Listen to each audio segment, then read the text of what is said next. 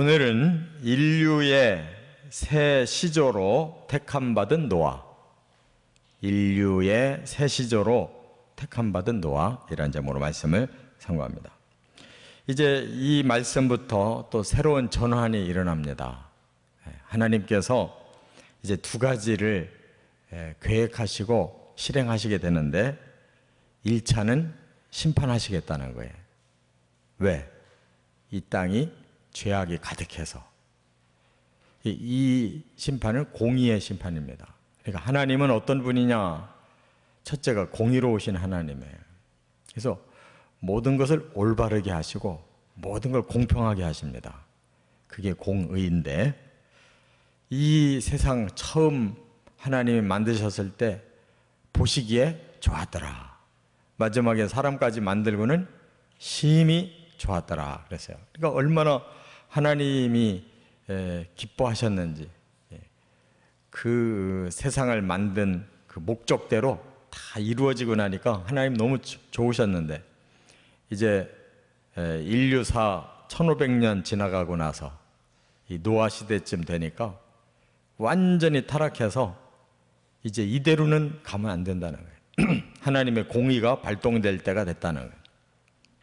그래서 심판을 하시겠다는 거고, 이제 두 번째는 그러나 하나님이 그대로 끝날 게 아니라는 거예요.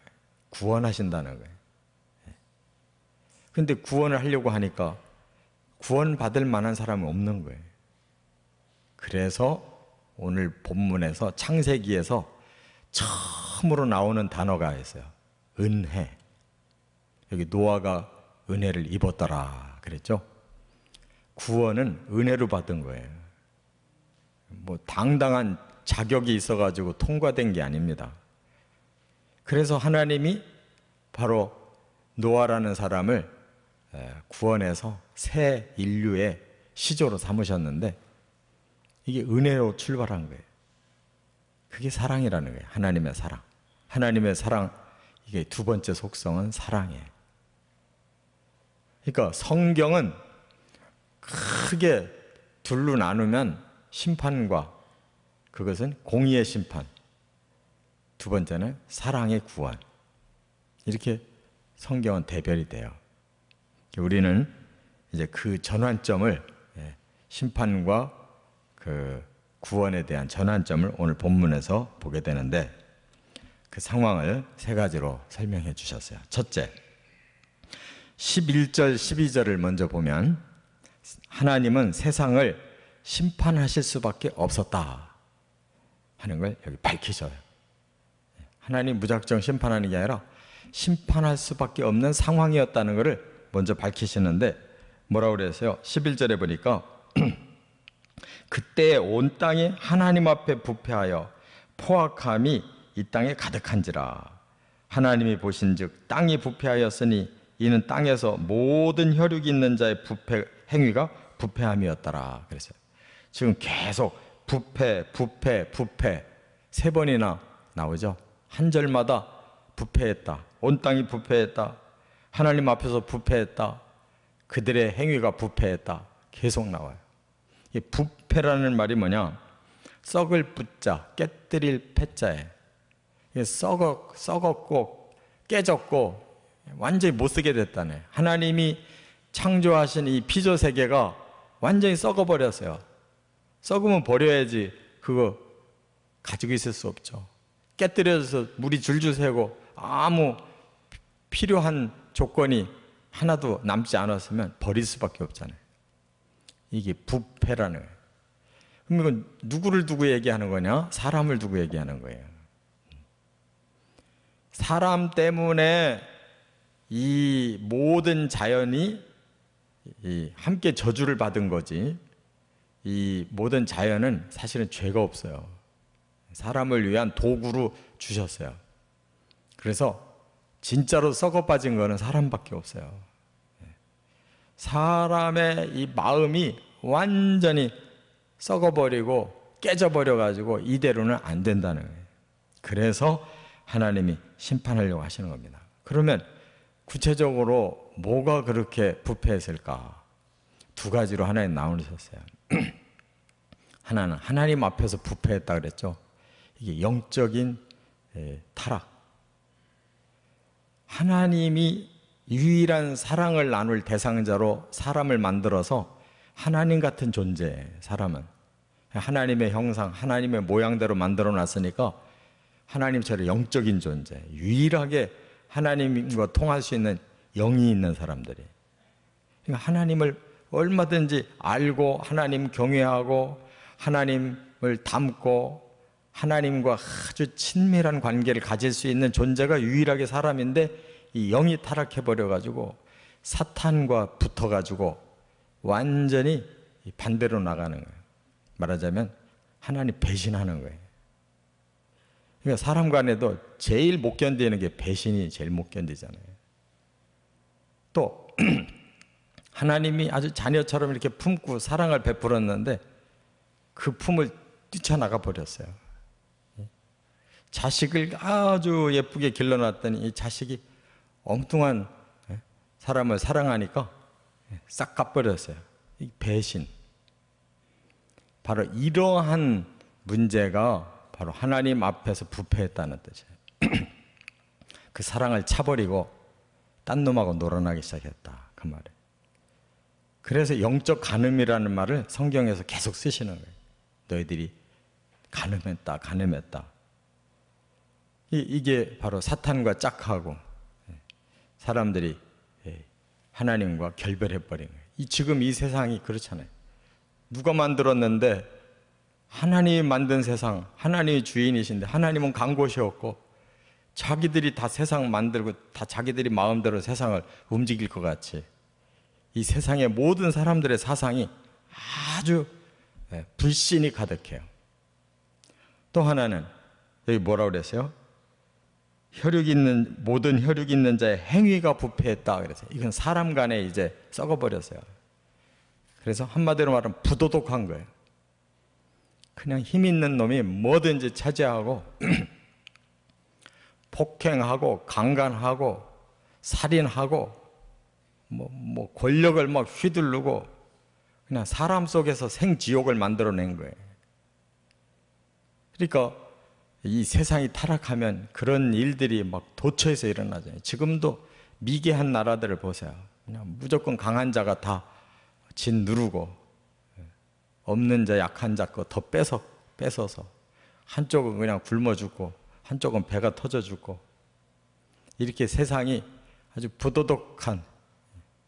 그래서 여기 보니까 포악이라는 말을 썼어요. 이 포악이라는 말이 뭐냐? 사나울 포자예요. 악할 악자. 그러니까 악이 아주 극도로 치받아가지고 그냥 싸나우게 악을 저지른다. 그러니까 뭐 가릴 수가 없다, 그 말이에요. 이렇게 세상이 영적으로도 썩었고 사람 간의 도덕적인 사람의 도리, 윤리가 완전히 땅바닥에 떨어져서 도저히 사람이 살만한 곳이 못 된다. 어떻게 하나님 그걸 보겠어요? 사람들끼리 막 살상 일어나고 그러니까 심판할 수밖에 없다네. 이대로 뒀다가는 지옥이 돼버리니까 그대로 두면 안 되잖아요. 그래서 하나님이 정리하시겠다, 그런 뜻이에요. 두 번째 9절과 10절에 보면 하나님은 구원할 자를 찾으셨다네. 근데 하나님이 여기서 이제 사랑이 발동해요.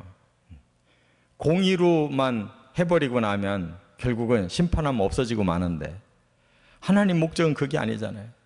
사랑하는 대상자를 만들어서 사랑을 나누고 축복하고 그냥 늘 하나님이 풍성한 걸 주고 싶어 하셨는데 대상자가 없어지면 하나님이 너무 마음이 아프잖아요.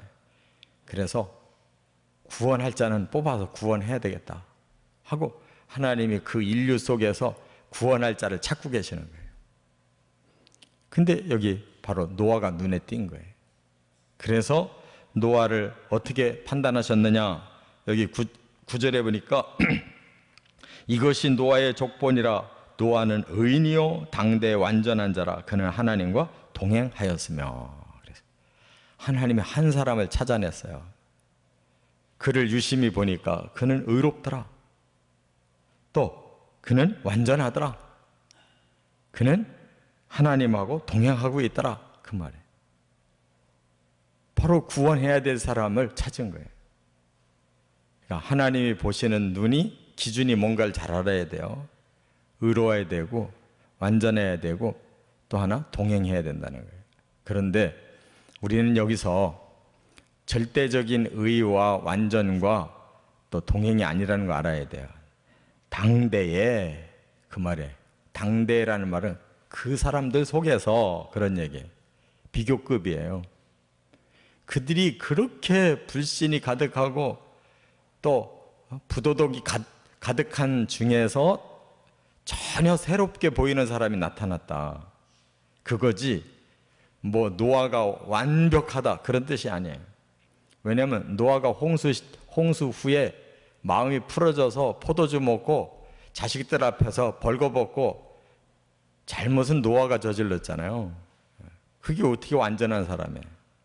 그러니까 사람으로서의 죄성 그대로 가지고 있고 조금만 방심하면 바로 수치스러운 짓을 할 수 있는 조건 그대로 있는 거예요. 그러나 그래도 하나님 믿었어요. 그게 의예요. 그걸 히브리서 11장 7절에 그러죠. 노아는 믿음으로 하나님께서 택하시고 그에게 방주를 준비하라고 하니까 다 믿음으로 순종했다 그랬죠. 그러니까 우리가 이 악한 세상에서도 하나님을 향해서 우리의 마음을 쏟는 것이 하나님은 의롭다고 보시는 거예요. 믿기만 해도 의로운 거예요. 그래서 우리가 믿음으로 의롭다함을 받는 거예요.